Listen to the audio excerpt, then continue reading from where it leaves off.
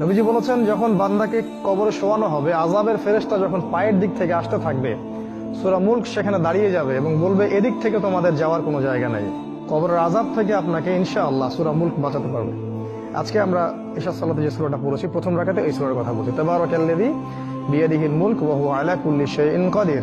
অর্থ সহ পড়লেই বুঝতে পারবেন কেন এই সূরা আপনাকে কবরের আযাব থেকে বাঁচাবে ইনশাআল্লাহ। এরপরে পড়বেন সূরা ফালাক, নাস, ইখলাস। 3 বার করে পড়তে হয়। হাত দুটোকে একত্রিত করে নিয়ে ফু দিয়ে মাথা থেকে গায়ের যতদূর পর্যন্ত পারেন মাসাহ করবেন। এই কাজটা কেন করতে হয় জানেন? কারণ যখন আমরা ঘুমাই তখন শয়তান আমাদের ঘাড়ে 3টা গিট দেয়, হাদিসে আছে না? প্রথম গিট দিয়ে বলে যে ঘুমাও, তোমার সামনে লম্বা রাত। আবার দেয়, ঘুমাও, তোমার সামনে লম্বা রাত, ঘুমাও, তোমার সামনে লম্বা রাত। এই যে 3 বার আপনি গাটাকে মাসাহ করলেন, ঘুম থেকে ওঠার সময় আপনার মধ্যে কোনো অলসতা কাজ করবে না, ওই গিট কেটে যাবে ইনশাআল্লাহ এই সূরার বরকতে। এই জন্য এটাও 3 বার, কারণ শয়তানের গিটও 3 বার।